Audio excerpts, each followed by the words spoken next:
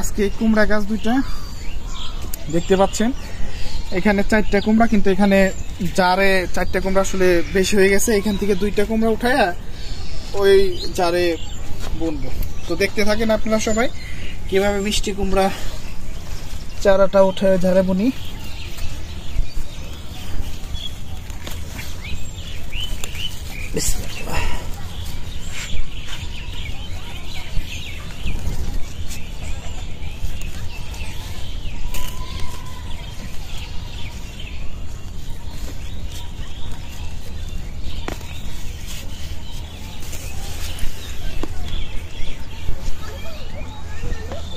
উঠে ফেলছি। এখন এইখানে একটা ঝাড় করছি, এটা দেখতে পাচ্ছেন ফলের ক্যারেট এটাকে বলে। এই ক্যারেটের ভিতরে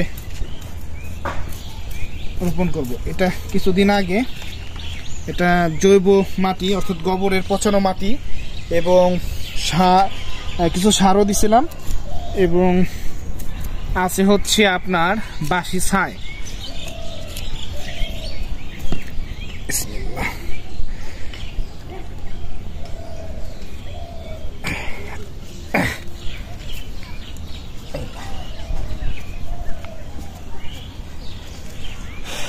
তো আমি এটা রোপণ করে দিলাম, আপনারা কমেন্টস করে জানাবেন আমার রোপণ করাটা ঠিক আছে কিনা।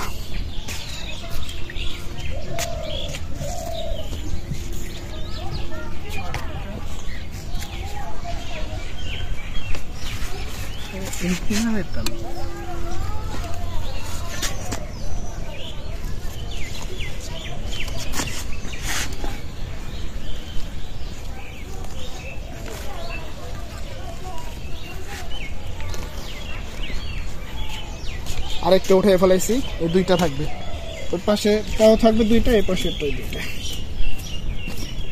এইভাবে মাটিটা একটু আগলা করে নেবেন আপনারা যারা মিষ্টি কুমড়ার চারা অনর্থে রোপণ করতে চান, একটু বড় হওয়ার পরে অর্থাৎ 5-6টা পাতা হওয়ার পরে।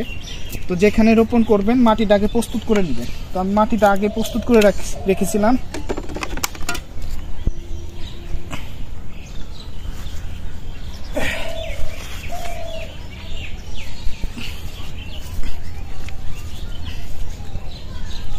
পাতা 2টা ছিঁড়ে দিলাম।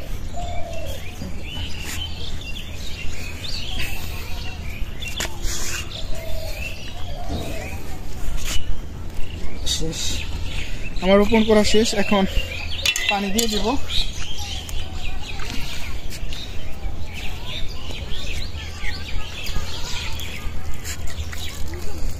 হালকা হাতেরই করে আপনারা এইভাবে পানিটা দিয়ে দিবেন।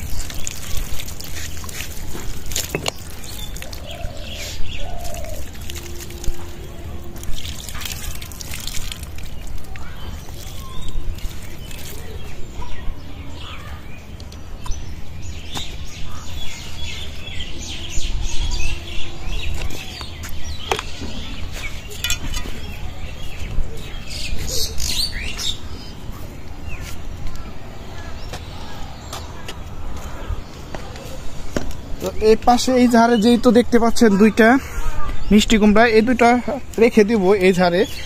আজকে আমি একটু মাটিটা একটু নিড়িয়ে দিচ্ছি।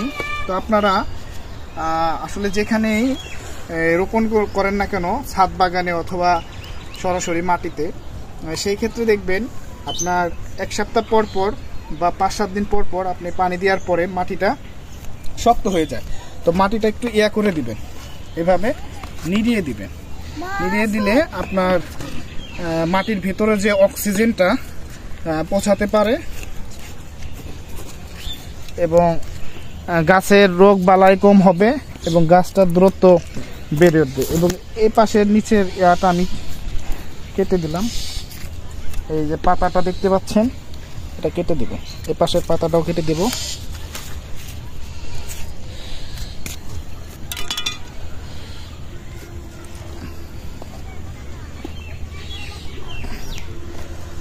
মাটিতে দেখেন, যদি মাটিতে মনে করেন যে এরকম রস আছে তাহলে আর পানি দেওয়ার প্রয়োজন নাই।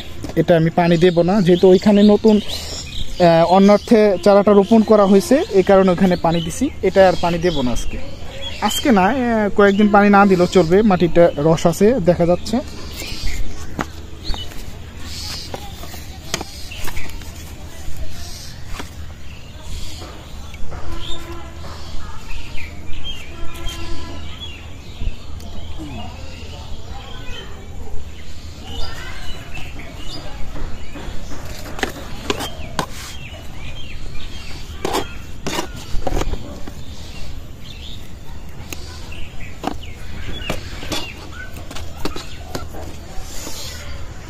তো আজকের মতো আমার ছাদ বাগানে মিষ্টি কুমড়ার চারা এখান থেকে অন্য ক্যারেটে রোপণ করা এবং পরিচর্যা শেষ হয়ে গেছে।